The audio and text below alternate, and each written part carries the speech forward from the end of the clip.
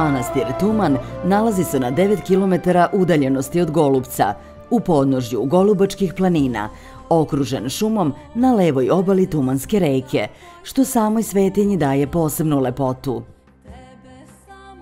Kako je izgledala crkva i kompleks manastira Tumana pri svome nastanku nije moguće utvrditi.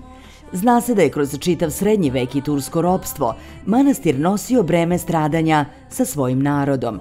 Bivao je pljačkan, rušen i paljen, ali je kao i narod uvek obnavljan, jer je njegov duhovni značaj u tom razdoblju bio nesagledivo veliki.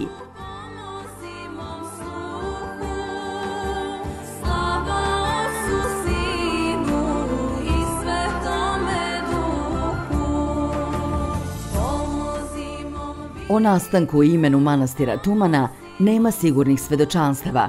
Sva se ona javljaju dosta kasno, 14. veka, i čine u osnovi zapisano i od zaborava otrgnuto usmeno predanje.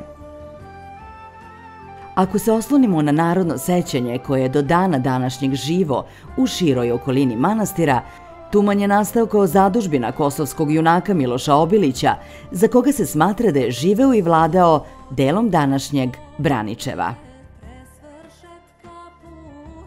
Pred kosovski boj manastir još nije bio dovršen, pa je sveti knez Lazar pozvao svoga vlastelina da prekine zidanje svetinje rečima Tumani, od čega je izvedeno ime manastira.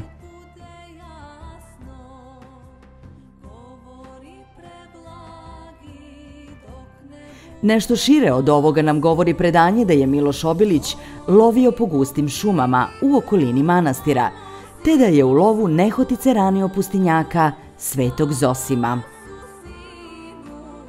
Noseći podvižnika ka svom dvoru radi pokušaja da mu spase život i izvida ranu, na mestu gde je sada manastir, svetac je molio da ga spusti i uzviknuo Milošu: Tumani, i pusti me da umrem.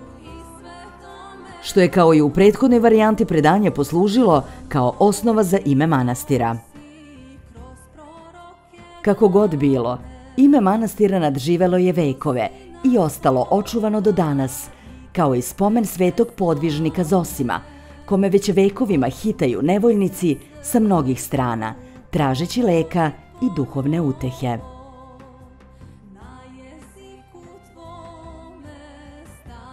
Bog je tumansku obitelj ukrasio svetim i čudotvornim moštima prepodobnog Zosima Sinaita, a u novo vreme i čudotvornim moštima prepodobnog Jakova. Na ovom mestu biće opisana čudesa ovih divnih ugodnika gospodnjih.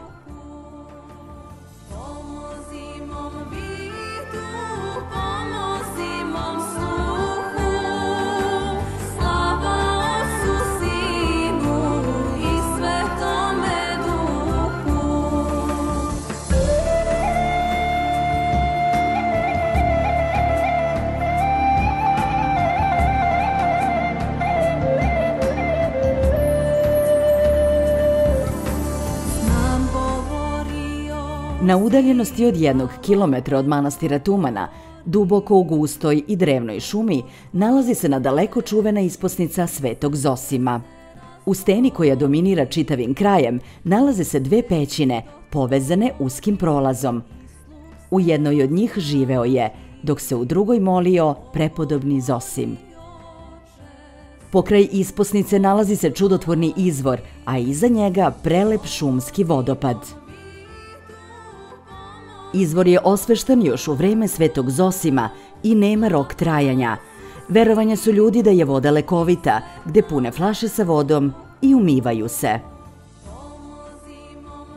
Osim što je potrebna volja i želja da posetite ovaj prelep i čudotvoran manastir, važno je da verujete, jer vera je put ka izlečenju. Ne zaboravite da lajkujete. Napišite mi u komentarima šta biste voljeli da vidite u sledećem videu. I naravno, subscribeujte. Vidimo se. Ostanite uz moj YouTube kanal.